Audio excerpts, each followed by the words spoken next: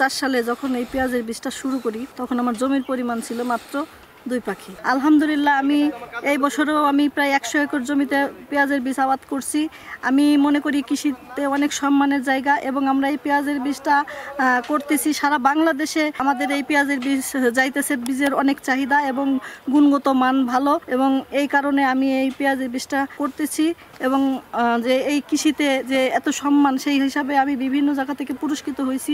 আমাদের দেশে ঘাটতি থাকবে না এবং বাহিরে থেকে আমাদের আনতে হবে না, আমরা এই নিজেরা বাহিরে দিতে পারবো, সেই লক্ষ্যে আমরা কাজ করতেছি। আমরা প্রথমে যখন শুরু করি তখন 40% জমি থেকে শুরু করি এবং এখন আমাদেরকে সারা বাংলাদেশে আমাদের প্রোডাকশন আছে। আমাদের এই বছরে প্রায় 100 একর বীজ আমাদের প্রোডাকশন আছে এবং আমাদের একটাই লক্ষ্য উদ্দেশ্য যাতে এই পেঁয়াজের বীজের স্বয়ংসম্পূর্ণতা হয় এবং সারা বাংলাদেশে আমরা এই পেঁয়াজের আবাদটা যাতে ছড়িয়ে দিতে পারি, বীজের আবাদটা, এবং আমাদের বাইরে থেকে যাতে আমদানি না করে আমরা বাইরে রপ্তানি করতে চাই। প্রত্যেক বছরে আসি, এই খেতে কাজ করে ফুল ফল দেখে খুব ভালো লাগে। এই পেঁয়াজ খেতে আগাছা তুলতেছি, তোলার পরে কদম পরাগান করতে হয়, টাকা পয়সা দেয় আমাদের জন্মজুরি, এ দিয়ে আমাদের সংসার চলে।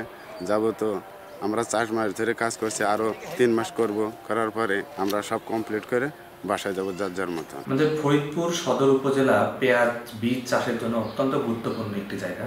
ইউনিয়নে প্রায় 234 হেক্টর জমিতে পেঁয়াজ বীজ চাষ হয়ে থাকে। আমাদের এই পেঁয়াজ বীজটাকে আমরা কালো সোনা হিসেবে আখ্যায়িত করি, কারণ আমাদের কৃষকরা এই পেঁয়াজ বীজ চাষ করে দারুণভাবে লাভবান হচ্ছে।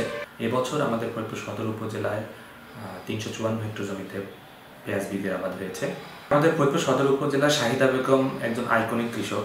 তিনি অত্যন্ত পরিশ্রম করে এই অবস্থায় নিয়ে আসছেন। কৃষি সম্প্রসারণ অধিদপ্তর সর্বদা তার পাশেই ছিল।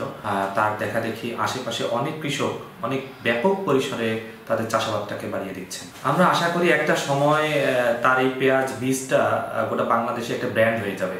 যে কৃষকরাই চাষ করেছেন প্রত্যেকেই তার বীজের সুনাম করেছেন। সানবিট সব দিবে সামাল। সানবিট ম্যাজিক প্রেস ডিশওয়াশিং এর মাথা ঘোরানো সলিউশন।